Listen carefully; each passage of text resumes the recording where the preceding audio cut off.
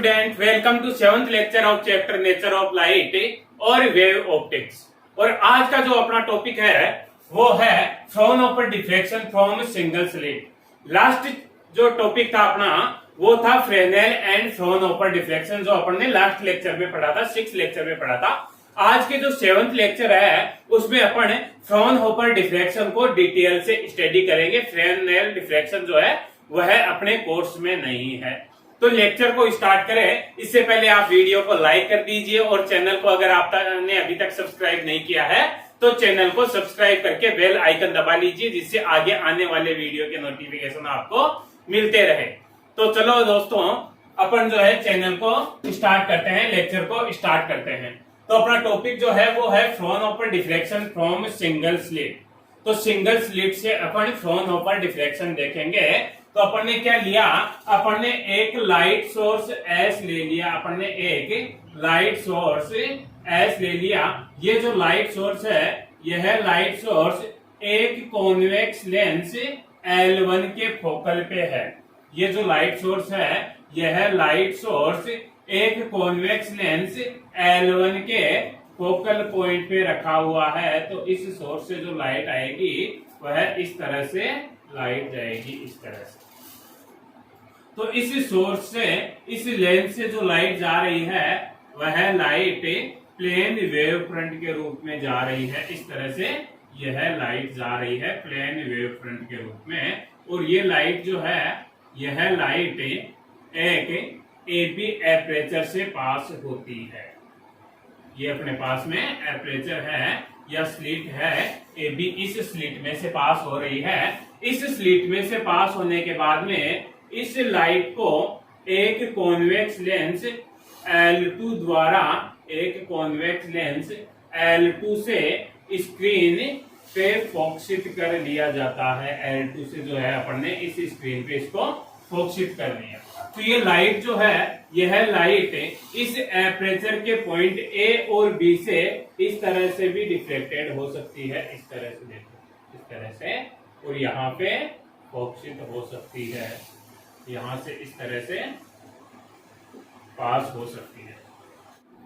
तो स्क्रीन के P1 पे जो ये वेव सुपर इम्पोज हो रही है, स्क्रीन के P1 पॉइंट पे जो A पॉइंट और B पॉइंट से आने वाली वेव जो सुपर इम्पोज हो रही है, उन वेव के बीच में पाथ डिफरेंस फाइंड आउट करने के लिए अपन पॉइंट A से B वाली वेव पे एक परपेंडिकुलर ड्रॉ करते हैं। इस तरह से यह परपेंडिकुलर ड्रॉ कर दिया, जो इस बी वाली जो वेव है इसको एन पॉइंट पे क्रॉस कर रहा है। और ये जो एपरेचर या स्लिट जो है, इस स्लिट की जो ओपनिंग है या इनके बीच में ये जो डिस्टेंस है वो अपन ने स्मॉल डी कंसीडर कर ली। और ये यहाँ से लेंस से पास होने के बाद में ये जो लाइट है यह प्लेन वेव फ्रंट के रूप में पास हो रही है। और यहाँ पे भी ये जो लाइट है यह लाइट प्लेन वेव फ्रंट के रूप में पास हो रही है।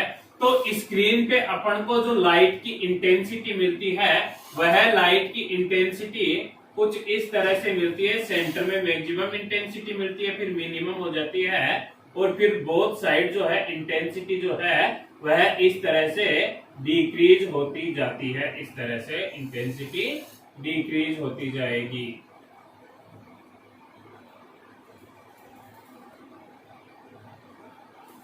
इस तरह से अपन को लाइट की इंटेंसिटी का पैटर्न मिलता है।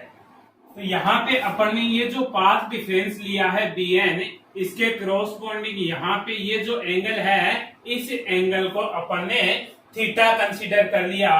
तो ये एंगल थीटा होगा, तो यहाँ पे ये जो एंगल है यह भी थीटा हो जाएगा और ये एंगल भी थीटा हो जाएगा। ये सारे एंगल जो हैं ये थीटा है, ये अपन बाद में नोट कर देंगे। तो ये एंगल जो है थीटा हो गए।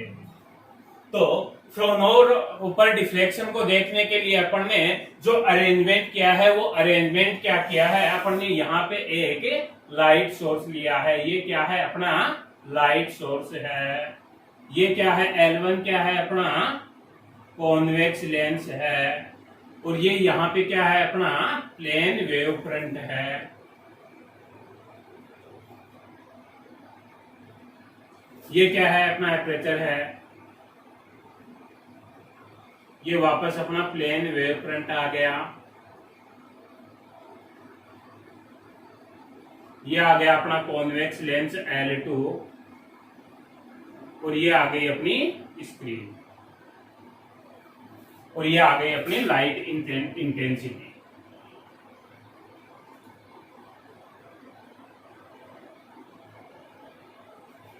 तो देखो इसकी थ्योरी किस तरह से नोट करेंगे, इसमें थ्योरी में अपन ने डायग्राम का जो अरेंजमेंट किया है वही नोट करेंगे। अपन डायग्राम में अपने क्या अरेंजमेंट किया है, consider a light source on the focal of convex lens L1 due to which a plane wave front incident on aperture and after passing plane wave front it focused on screen by convex lens L2।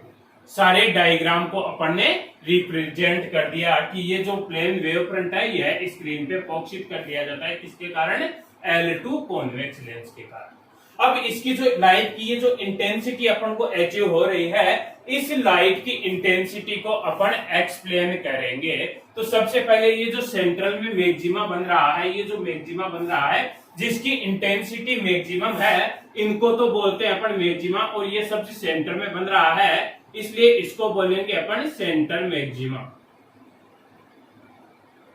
और ये हो गए side maxima या secondary maxima भी बोल सकते हैं अपन। यहाँ पे जो लाइट की इंटेंसिटी है वह मिनिमम है, इसलिए इन पॉइंट को बोलते हैं अपन मिनिमम।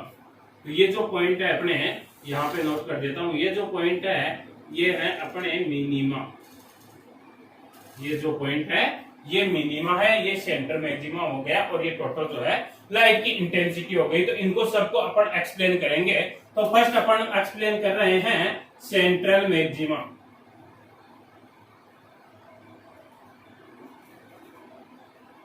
सेंट्रल मैक्सिमा, तो देखो सेंट्रल मैक्सिमा के लिए सेंटर पॉइंट P पे जो वेव सुपर इम्पोज हो रही है, wave super imposed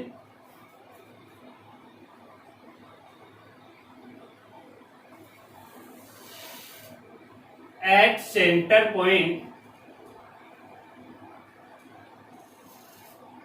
having path difference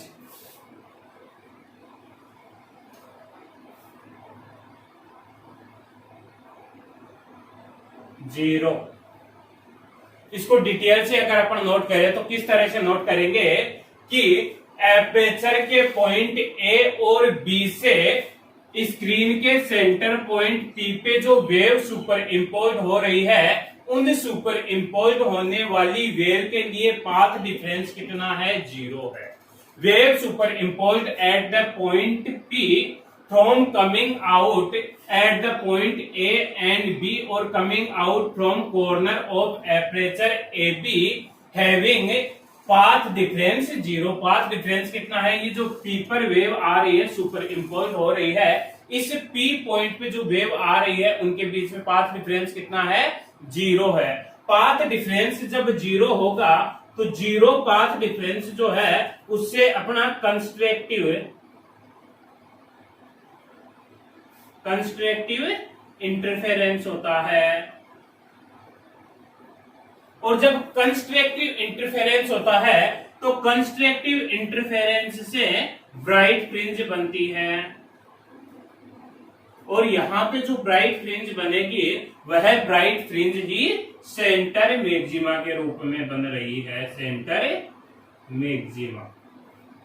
तो बेसिक आपको याद क्या रखना है कि सेंटर में मैक्सिमा क्यों बना, क्योंकि सेंटर पॉइंट P पे जो वेव सुपर इम्पोज हो रही है उन वेव के बीच में पाथ डिफरेंस जीरो है। अगर पाथ डिफरेंस जीरो होगा तो कंस्ट्रक्टिव इंटरफेरेंस होगा, और कंस्ट्रक्टिव इंटरफेरेंस से ब्राइट फ्रिंज बनती है, जिसको अपन क्या बोल रहे हैं, सेंटर मैक्सिमा। ब्राइट फ्रिंज या जो इंटेंसिटी है वह मैक्सिमम होती है, उसी को अपन क्या बोलते हैं, सेंटर मैक्सिमा बोलते हैं। तो ये जो है अपन ने सेंट्रल मैक्सिमा का कॉन्सेप्ट क्लियर किया। ठीक है, नेक्स्ट जो है अपन आगे चलते हैं।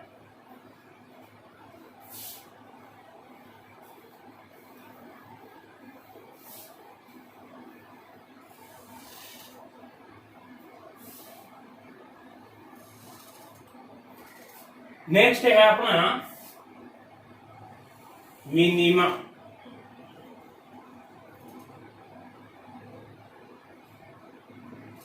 तो देखो इस मिनिमा को, ये जो मिनिमा है यहां पे बन रहा है, इस पॉइंट पी पे जो मिनिमा बन रहा है, इस मिनिमा को अपन एक्सप्लेन करते हैं। तो मिनिमा के लिए कब बनेगा मिनिमा? सबसे पहले तो अपन कंडीशन नोट करते हैं, when wave super imposed, when path difference between wave superimposed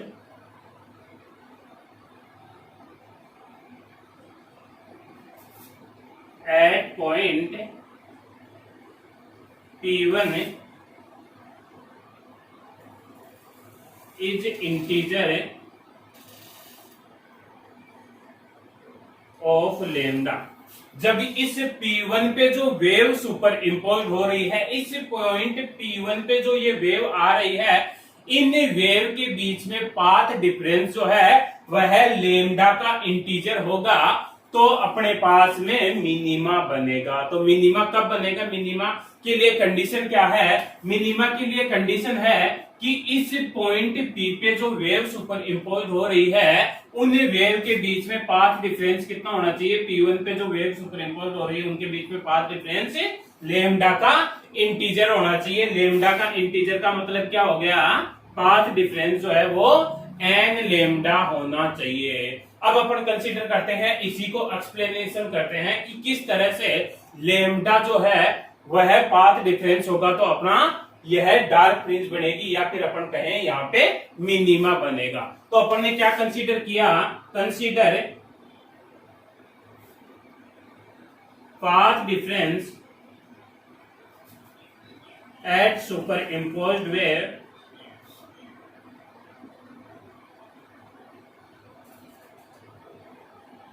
at point P1 is lambda। ये जो P1 पे जो वेव सुपर इम्पोज हो रही है, उन वेव के बीच में पाथ डिफरेंस अपन ने लेमडा कंसीडर कर लिया। ये पाथ डिफरेंस जो लेमडा है, इस पाथ डिफरेंस को अपन ने 2 पार्ट में डिवाइड कर दिया। कितने पार्ट में डिवाइड कर दिया? 2 पार्ट में डिवाइड कर दिया। इस सेंटर पॉइंट को अपन O नाम दे देते हैं। तो 2 पार्ट कौन से हो गए? एक तो पार्ट हो गया AO और दूसरा पार्ट हो गया अपना OB। एक तो A से लेकर के O पार्ट में डिवाइड कर दिया, दूसरा O से लेकर के B पार्ट में डिवाइड कर दिया। तो ये जो टोटल पाथ डिफरेंस था, P1 पे जो वेव आ रही थी, P1 पे वेव कहां से आ रही थी? ये जो एपरेचर है, एपरेचर के कॉर्नर पॉइंट A और B से जो वेव आ रही थी, उन वेव के बीच में पाथ डिफरेंस जो है अपन ने लेमडा कंसीडर किया है। इस पाथ डिफरेंस को अपन ने 2 पार्ट में डिवाइड कर दिया, AO और OB पार्ट में डिवाइड कर दिया। तो ईच पार्ट के लिए पाथ डिफरेंस कितना हो गया? लेमडा बाई 2 लेमडा बाई 2 हो गया। अब ये जो प्रत्येक पार्ट है, every point of part, every point of part AO have corresponding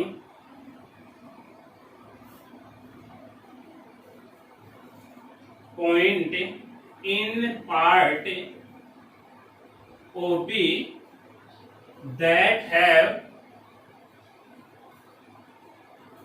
path difference lambda by 2।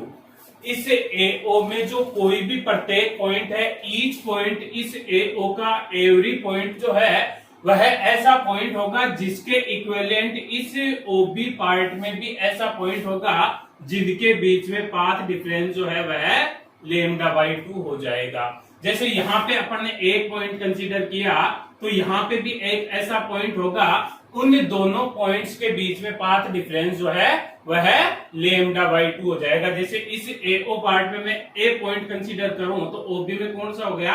O point हो गया। AO में अगर यहाँ पे पॉइंट कंसीडर किया है तो OB में यहाँ पे पॉइंट हो जाएगा। उन दोनों पॉइंट्स के बीच में जो पाथ डिफरेंस होगा वह कितना होगा? लेमडा बाई 2 हो जाएगा पाथ डिफरेंस। तो ये जो दोनों पॉइंट्स के बीच में पाथ डिफरेंस जो है, क्रॉसपोंडिंग पाथ डिफरेंस जो है वह कितना हो जाएगा, λ/2 हो जाता है। जब पाथ डिफरेंस λ/2 होता है तो λ/2 पाथ डिफरेंस के लिए अपने पास में क्या होता है, डिस्ट्रैक्टिव इंटरफेरेंस।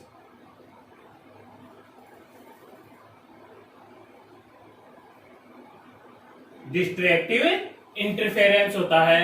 और जब डिस्ट्रैक्टिव इंटरफेरेंस होता है तो डिस्ट्रैक्टिव इंटरफेरेंस से क्या बनती है, डार्क फ्रिंज बनती है। डार्क फ्रिंज जो बन रही है उसी डार्क फ्रिंज को अपन क्या बोल रहे हैं, मिनिमा बोल रहे हैं। क्या बोल रहे हैं, मिनिमा बोल रहे हैं। तो इसके लिए मिनिमा के लिए कंडीशन क्या होगी, एक बार दोबारा रिपीट कर रहा हूं।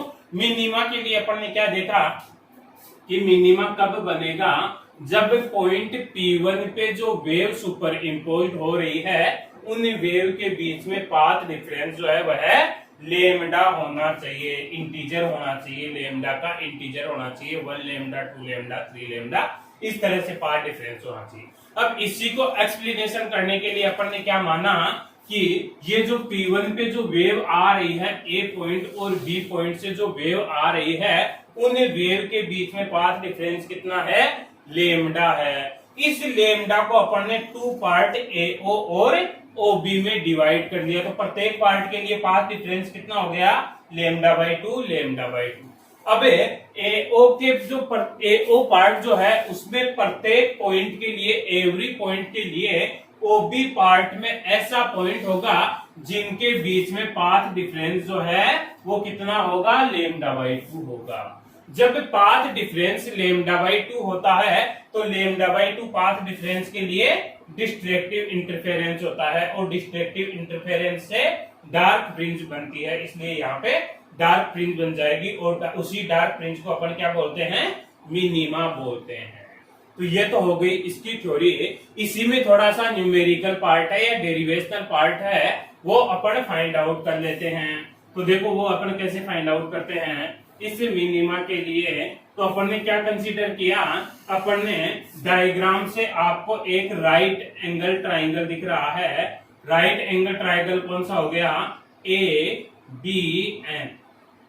ABN राइट एंगल ट्राइंगल है, मतलब इसमें एक एंगल जो है वह 90 डिग्री है।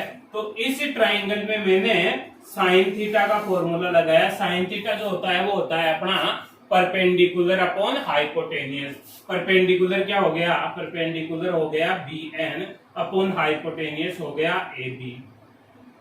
तो ये हो गया BN अपॉन AB के बीच में डिस्टेंस जो है अपन ने स्मॉल d कंसीडर की है। तो यहां से BN आ गया कितना, D साइन थीटा। ये जो BN है, B से लेकर के N तक की जो डिस्टेंस है, यह डिस्टेंस क्या है, A से जाने वाली वेव और B से जाने वाली वेव के बीच में पाथ डिफरेंस है। क्या है, पाथ डिफरेंस है। तो पाथ डिफरेंस कितना आ गया अपने पास में, D साइन थीटा आ गया। ठीक है, अब अपन फर्स्ट कंसीडर करते हैं for first minima. First minima कब बनेगा, फर्स्ट मिनिमा जब बनेगा जब अपने पास में पाथ डिफरेंस जो है वह लेमडा हो। एन लेमडा अपन ने पाथ डिफरेंस ले रहे थे, तो फर्स्ट बार पाथ डिफरेंस कितना हो जाएगा, लेमडा हो जाएगा। पाथ डिफरेंस लेमडा हो गया, कहने का मतलब आपके पास में डी साइन थीटा1 की वैल्यू जो है वो लेमडा आ गई। तो यहां से साइन थीटा1 की वैल्यू आ गई lambda by D if theta is very small. अगर थीटा अपना बहुत कम है तो साइन थीटा को केवल थीटा लिख सकते हैं। तो ये थीटा1 की वैल्यू कितनी आ गई, लेमडा बाई डी आ गई। इसी तरह से for second minima, for second minima के लिए अपने पास में जो पाथ डिफरेंस आएगा वह पाथ डिफरेंस कितना आएगा, लेमडा का इंटीजर मतलब 2 लेमडा। पाथ डिफरेंस कितना है, डी साइन अब की बार थीटा2 ले लेते हैं। मान लो सेकंड यहाँ पे बन रहा है तो ये एंगल तो चेंज हो गया ना, थीटा2 एंगल हो गया ये। तो ये हो गया 2 लेमडा। तो यहां से साइन थीटा2 की वैल्यू कितनी आ गई, 2 लेमडा अपॉन डी। फिर से वही कंडीशन, थीटा इज स्मॉल। अगर थीटा की वैल्यू कम है तो थीटा 2 की वैल्यू कितनी आ जाएगी, 2 लैम्डा अपॉन स्मॉल डी आ जाएगी। तो देखो फर्स्ट के लिए 1 lambda upon D I, second के लिए 2 lambda upon D I for nth minima. जो n टाइम्स मिनिमा बनेगा, nth कंडीशन में जो मिनिमा बनेगा उसके लिए जो थीटा n की वैल्यू आएगी वह कितनी आ जाएगी, n lambda upon small D आ जाएगी थीटा n की वैल्यू। यहां पे अगर मैं बात करूं थीटा n रियल में है क्या, तो थीटा n क्या है, एंगुलर डिस्प्लेसमेंट है, एंगुलर डिस्प्लेसमेंट किसका, nth मिनिमा का, nth मिनिमा का, किससे, फ्रॉम ओपी डायरेक्शन से। ये देखो ओपी जा रहा है, ये आपको बताया यहाँ पे, ये जो एंगल है अपना, ये एंगल कितना हो गया, थीटा हो गया, ये एंगल भी कितना, थीटा, और ये एंगल भी थीटा हो गया, ये एंगल थीटा हो गया, ये एंगल थीटा हो गया, और ये एंगल भी थीटा हो गया अपने पास में। कैसे हुआ, ये एंगल जो है अपन ने थीटा कंसीडर कर लिया, तो ज्योमेट्री से जो है यह एंगल अपने पास में थीटा हो जाएगा, और ये एंगल भी जो है अपने पास में थीटा हो जाएगा ज्योमेट्री से। तो ये जो थीटा n आया है, ये थीटा n क्या आया है, nth जो मिनिमा बन रहा है, nth कंडीशन में जो मिनिमा बन रहा है, उस nth मिनिमा का एंगुलर डिस्प्लेसमेंट है, किससे, ओपी डायरेक्शन से, ओ से लेकर के जो ये पी डायरेक्शन जा रही है उससे एंगुलर डिस्प्लेसमेंट है। तो ये हो गया अपना मिनिमा के लिए कंडीशन। नेक्स्ट चलो, नेक्स्ट चलते हैं। देखो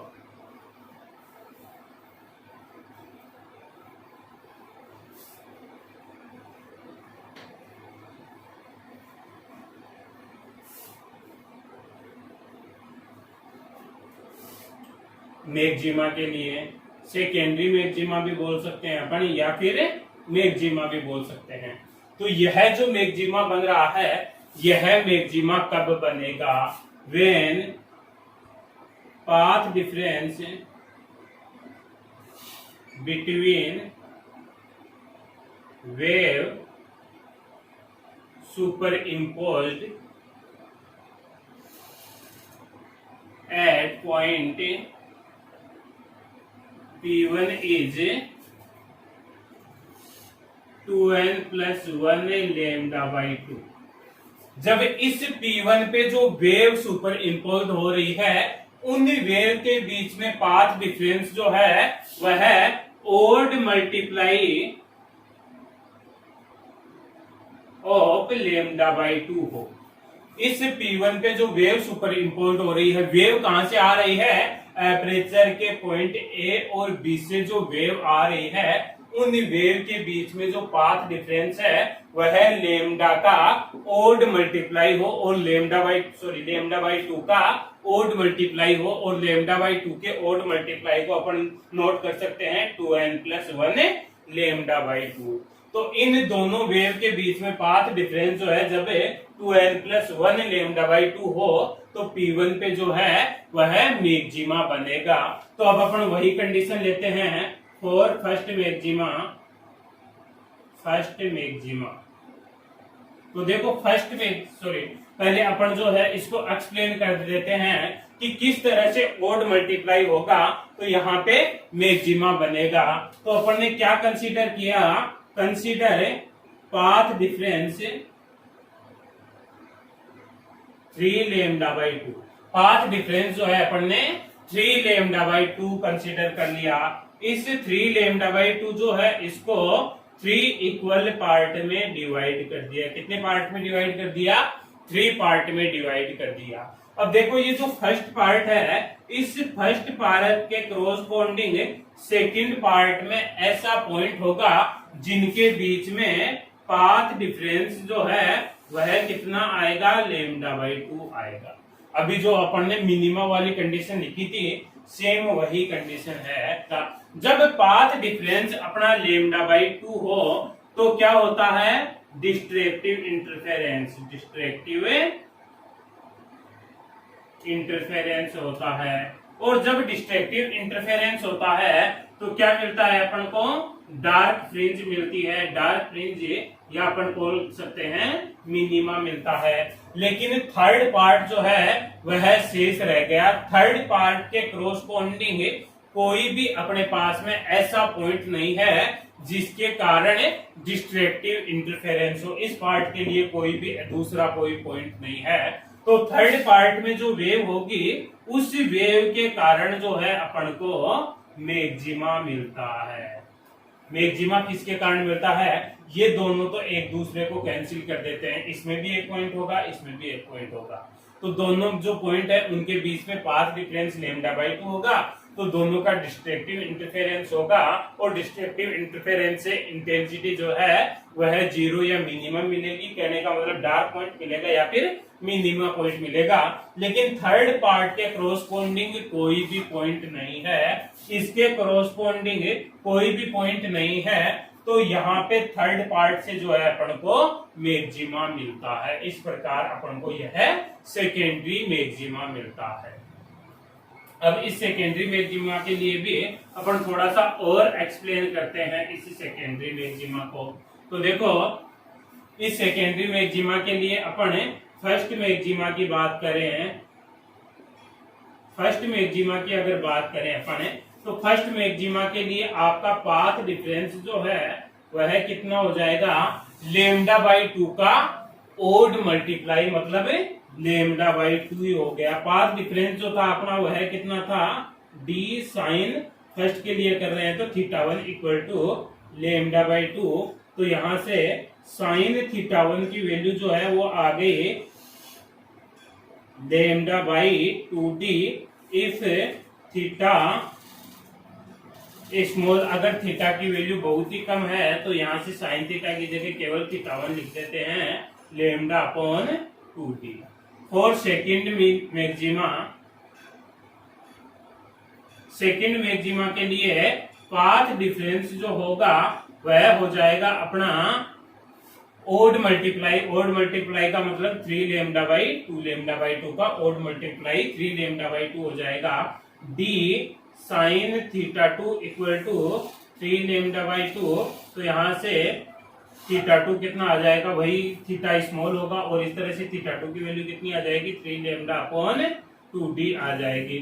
इसी तरह से nth मैक्सिमा के लिए, nth मैक्सिमा के लिए जो पाथ डिफरेंस होगा वह कितना हो जाएगा, 2n + 1 λ/2। 2n + 1 λ/2 हो जाएगा। तो d sign θn equal to 2n + 1 λ/2 हो जाएगा। तो यहाँ से θn की वैल्यू जो है वो कितनी आ गई, 2n + 1 λ/2d आ गई। θn की वैल्यू आ गई है। यहाँ पे θn क्या है, θn है क्या, तो देखो θn क्या है, यहाँ पे θn है आपका एंगुलर डिस्प्लेसमेंट,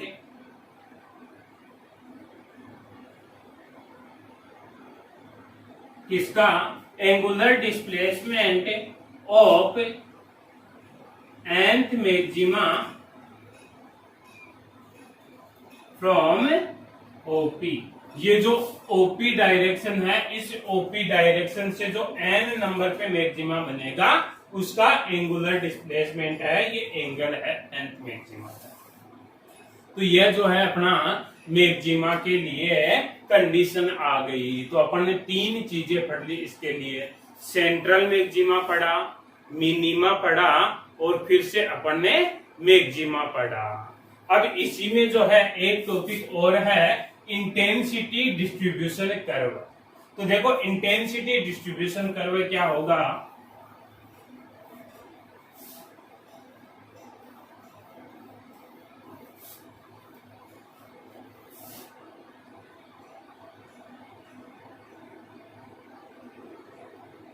इंटेंसिटी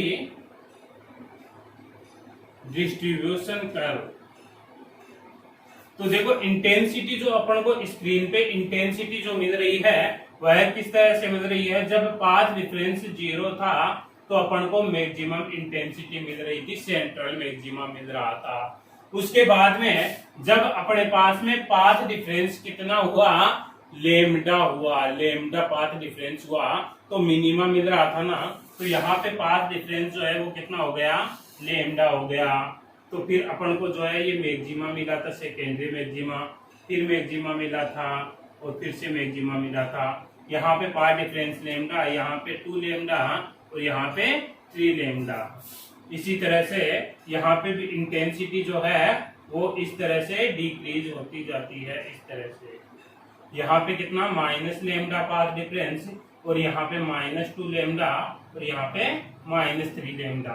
तो ये जो है इस एक्सिस पे ली है अपन ने इंटेंसिटी और इस एक्सिस पे लिया है अपन ने पाथ डिफरेंस। ये अपन ने पाथ डिफरेंस के लिए बनाया है। इसी तरह से जो है अपन फेज डिफरेंस के लिए भी बना सकते हैं। तो ये था अपना इंटेंसिटी डिस्ट्रीब्यूशन कर्व। हाँ, तो नेक्स्ट देखिए, नेक्स्ट है अपना difference between interference and deflection. Interference और डिफ्लेक्शन में डिफरेंस देखेंगे, अपना नेक्स्ट टॉपिक है।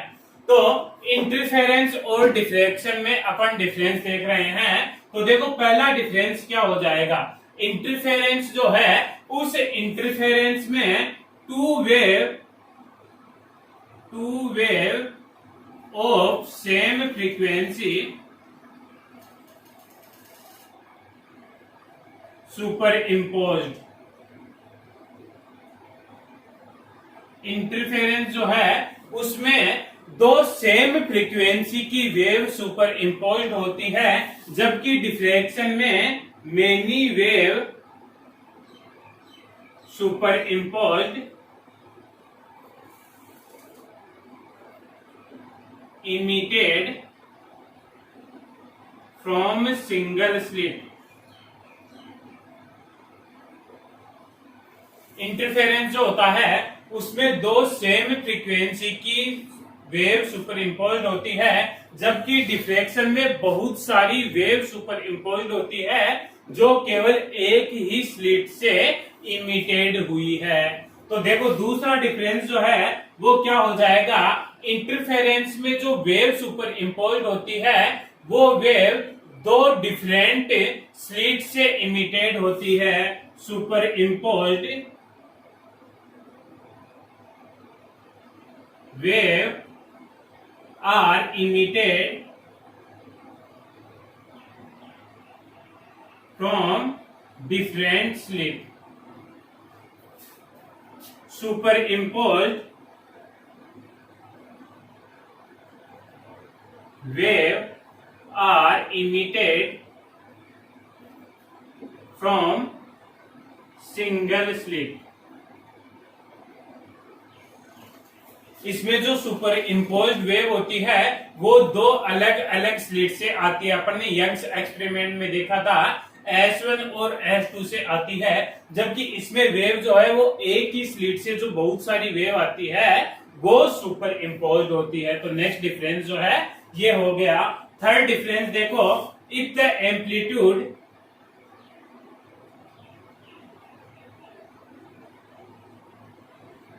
Of super imposed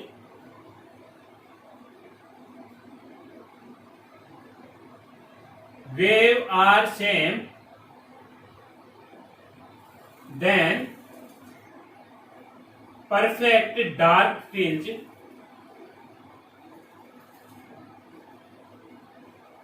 obtain। अगर दोनों वेव जो सुपर इम्पोज्ड हो रही है उनका एम्पलीट्यूड सेम हो तो अपने पास में जो डार्क फ्रिंज आती है, डिस्ट्रक्टिव इंटरफेरेंस जो डार्क फ्रिंज बनती है उसकी इंटेंसिटी 0 होती है। कहने का मतलब परफेक्ट डार्क होती है। और इसमें जो मिनिमा है उसकी इंटेंसिटी कभी भी 0 नहीं होगी। Intensity never 0। जो मिनिमा बनेंगे उनकी इंटेंसिटी कभी भी 0 नहीं होगी। तो देखो तीन डिफरेंस तो ये हो गए। नेक्स्ट डिफरेंस देखिए, इंटरफेरेंस जो होता है उस इंटरफेरेंस में फ्रिंज विड्थ जो होती है वो सेम होती है, फ्रिंज विड्थ सेम होती है। जबकि अपना जो डिफ्रैक्शन है उस डिफ्रैक्शन में सेंटर फ्रिंज की जो विड्थ है, centre fringe width is maximum and continuous decrease both side. Centre जो मैक्सिमा बन रहा था, सेंटर में जो मैक्सिमा या जो फ्रिंज बन रही थी उसकी विड्थ जो थी वो सबसे ज्यादा थी और धीरे धीरे विड्थ जो थी वह डिक्रीज हो रही थी। नेक्स्ट डिफरेंस देखें अपन तो इंटेंसिटी जो है फ्रिंज की, intensity of bright fringe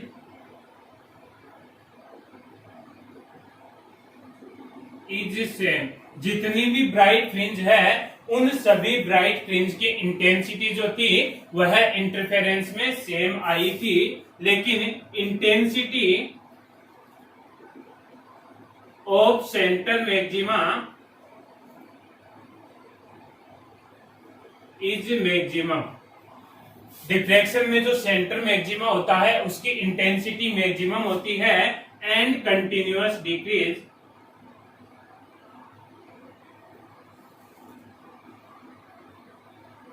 both side, और दोनों तरफ की इंटेंसिटी जो है वह डिक्रीज होती जाती है।